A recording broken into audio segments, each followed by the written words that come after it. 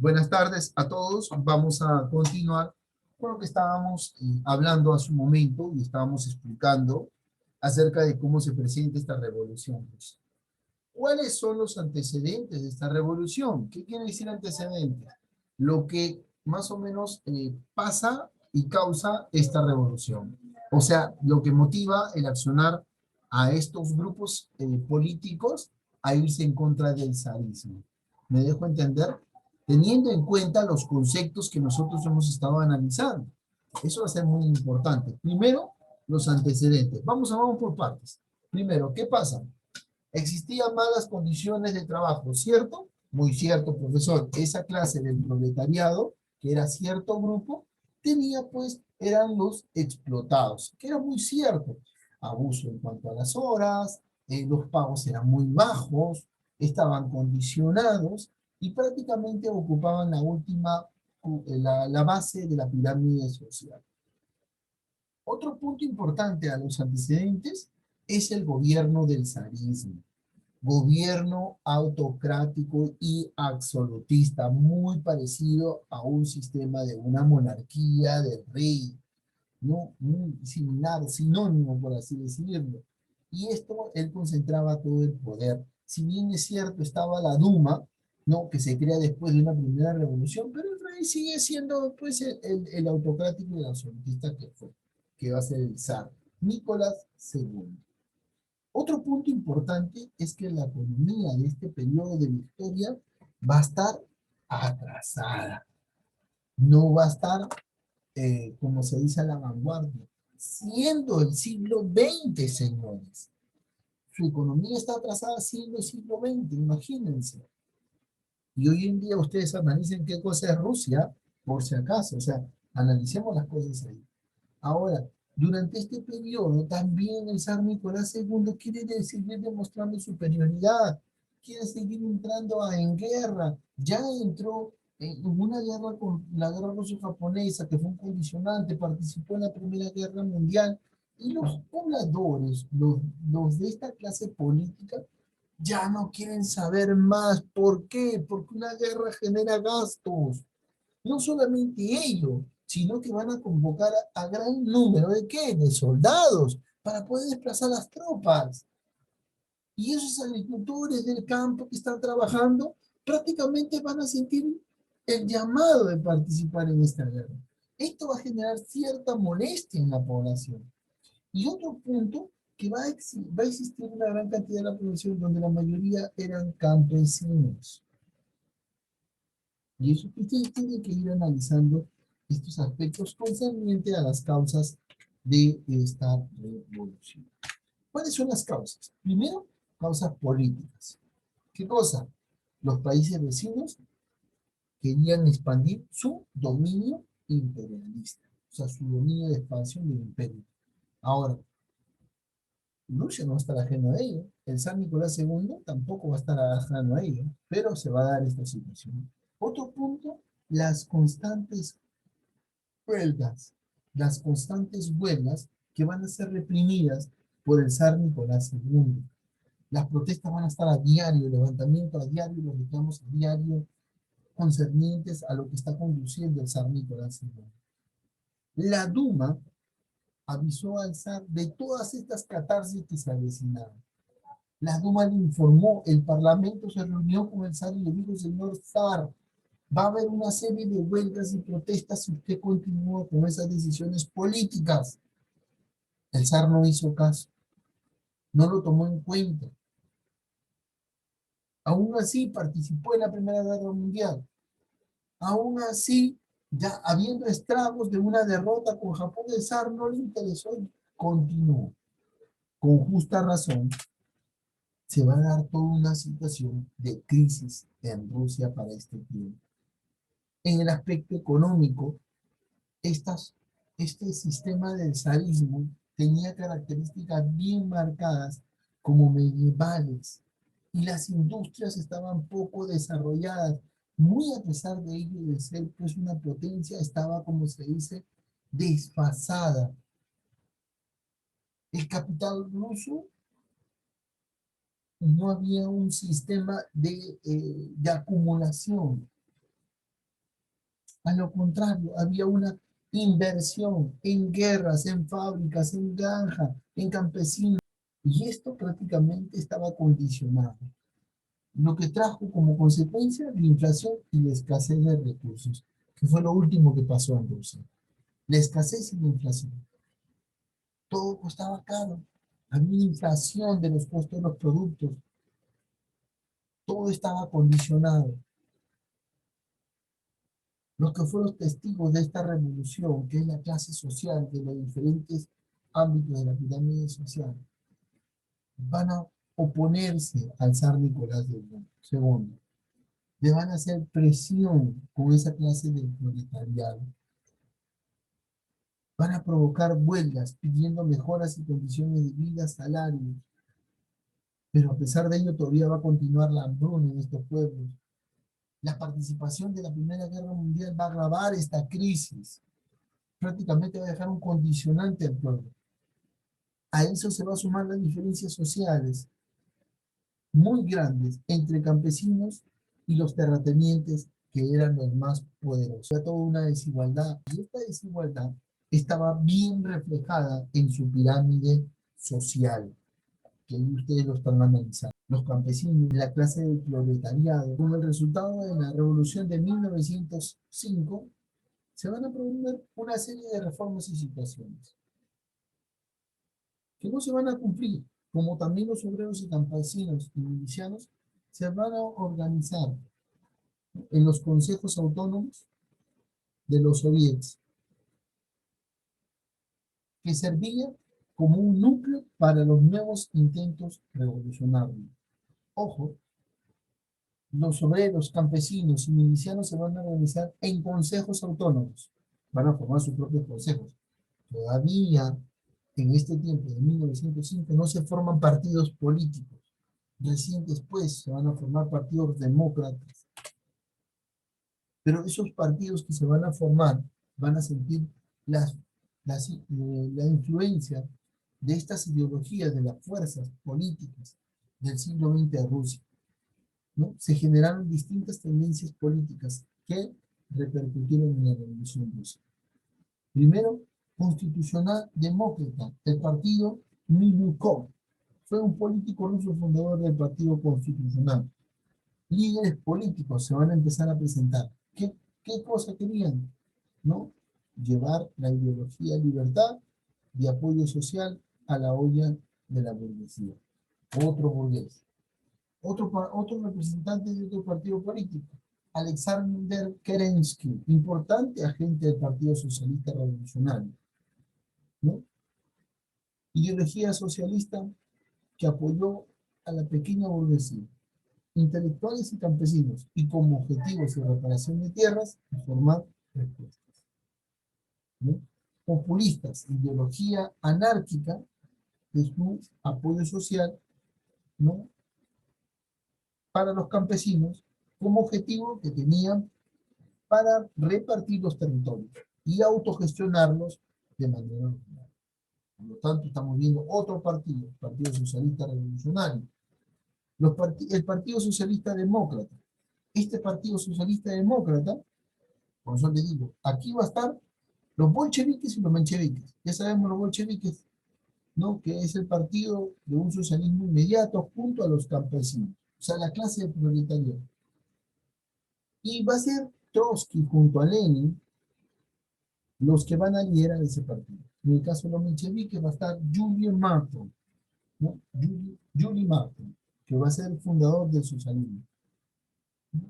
Y esto prácticamente estamos viendo la ideología marxista como dos apoyos sociales que estaban intelectuales y los obreros que se separaban en dos grandes grupos.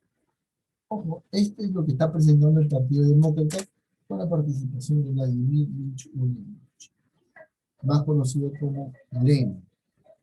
Usted lo acaba de analizar, hemos analizado durante la hora anterior, hemos analizado el video y todo lo que consigue trae la participación de Lenin en esta segunda revolución rusa. Uno de los grandes líderes de los bolcheviques y a la vez de la revolución de octubre de 1917. Vladimir Lynch Ulyanov. Vamos acá, cambiamos acá. ¿Qué pasa en febrero de 1917? Se inicia la revolución y comienza con un manifiesto, con manifestantes. Este es el manifiesto de San Petersburgo, con el lema Paz y Pan. Eso pasa el 23. El 25, 2 días después, se produce una serie de manifestaciones, ¿no?, en los cuarteles donde las milicias no atacaban a los manifestantes. 2 días después, un gobierno provisional dirigido por Liu, ¿no?, en este caso, Liu Kerensky, y como ministro de Guerra y Justicia.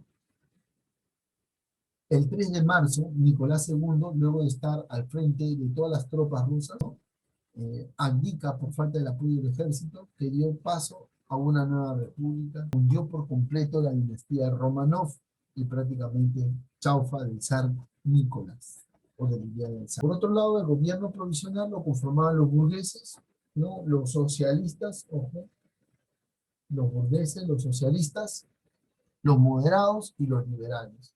Estos son los gobiernos provisionales. Estos van a intentar moderar, ¿no?, moderadamente, como objetivo establecer una Rusia a un sistema democrático. La milicia popular va a eliminar el cuerpo de la policía y aplicó varias reformas liberales. Es aquí donde Lenin empieza a aplicar su grupo paramilitar. Estableció una libertad de expresión por medio a los socialistas en divulgar la oposición de la guerra. Ese va a ser una parte importante. Las razones por las que fracasó el gobierno provisional. Quiere decir que en determinado tiempo de la historia va a haber un gobierno, en la historia de la Revolución Rusa, ¿no?, ante tantos reclamos y protestas y a la aceptación del zar Nicolás II de dejar la conducción, va a pasar este gobierno provisional. Estos van a tener la loca situación, la loca idea de querer seguir participando en la Primera Guerra Mundial. No estamos hablando de 1917, pero ya no termina, es que volver a participar, pero el volver a participar implicaba una situación que también ellos querían, ¿cómo se dice?, tener. Por lo tanto, van a mandar a la burguesía débil y temerosa de los sectores más radicales, lo que impidió crear nuevas reformas esperadas en la. Surgen los soviets, los cuales van a buscar una sociedad muy diferente a la burguesía. Lenin con los soviets van a ser acusados de haber sido seducidos por el poder. Por lo tanto, se va a dar una ruta rígida del prestigio del gobierno provisional de tal manera. Se habló de un golpe de Estado de parte del general Kornilov, ¿no?, pero eso quedó. Este golpe de Estado que hace Lar Kornilov, ¿no?, hacia poner fin la evolución, ¿no?, de la revolución, ¿no?, en la cual Kerensky pide auxilio a los bolcheviques para rechazar este levantamiento. Se levanta el Lar Kornilov, él también viene a apoyarlo, y se da un enfrentamiento, una crisis civil en este caso. La Guardia Roja de Lenin detiene el golpe de Estado y demuestra que los bolcheviques son el poder real para en este caso son el poder real para lo que se está viviendo en este Partido Social Demócrata. Acá. Por lo tanto, va a llegar el mes de octubre de 1917. En esta segunda fase muy importante de la Revolución Rusa, liderada por Lenin, que buscaba instaurar la dictadura del proletariado en Rusia, los soviets se van a organizar en comités militares revolucionarios, ¿no? Y esto va a ser uno de ellos, el primero, para el asalto, ¿no?, al Palacio de Invierno el día 8 de noviembre, ¿no? Y después se van a crear diferentes situaciones. El Consejo de la Comisión del Pueblo y el Congreso de los Soviets con los poderes ejecutivos, legislativos del gobierno respectivamente. Por lo tanto, estamos viendo de que se están presentando una serie de situaciones que van a desencadenar en un conjunto de guerra civil, en un conflicto armado entre, ojo, entre dos ejércitos principales, el ejército rojo de los bolcheviques y el ejército blanco opositorio al gobierno, el ejército verde y el ejército negro. Tuvieron una pequeña intervención en la guerra, luchando contra estos dos ejércitos, e incluso entre ellos mismos, ¿no? Incluso entre ellos mismos, para finalmente disolverse y unirse a estos bandos. Los países europeos intervinieron, ¿no?, del lado de los blancos. Ojo, la guerra civil de Rusia puede ser dividida en tres etapas. La primera, el periodo que duró desde la revolución hasta el armisticio, ¿no? Hasta cuando Alemania acepta, pues, pierde la guerra y decide, ¿no?, entregar todas las armas, ¿no? El segundo periodo, el periodo de la guerra de marzo, de noviembre de 1919, fue clave. Al principio, el ejército blanco obligó al ejército rojo a avanzar hacia Moscú, ¿no? Muy aparte. Por otro lado, ¿no?, va a estar León Trotsky, ¿no?, en el cual va reformando al ejército rojo, ¿no?, ya que fue capaz de repeler las fuerzas. Acá, y esta última, entendemos el avance, ¿no?, de Rusia y hasta el último. El periodo final se caracteriza por una de las últimas tropas del ejército blanco, ¿no? Una crisis mantuvieron. Ahora, estas crisis que van a tener entre los dos ejércitos, tanto el ejército blanco como el ejército rojo, ¿no?, hasta prácticamente atacar los puntos en los cuales fueron marcados, va a traer consigo un final, ¿no?, teniendo a Lenin como reafirmado en el poder y los bolcheviques liderando dentro de la Rusia, y dentro de esta decisión que tiene como resultado la victoria de Lenin, se va a crear la URSS. ¿Qué significa la URSS? Pregunten. ¿Qué significa la URSS? ¿Sí? ¿Qué significa la URSS? Unión de Repúblicas Sociales Soviéticas. Socialista soviética. Muy bien. La Unión de la República Socialista Soviética. Muy bien. Muy bien. Muy bien.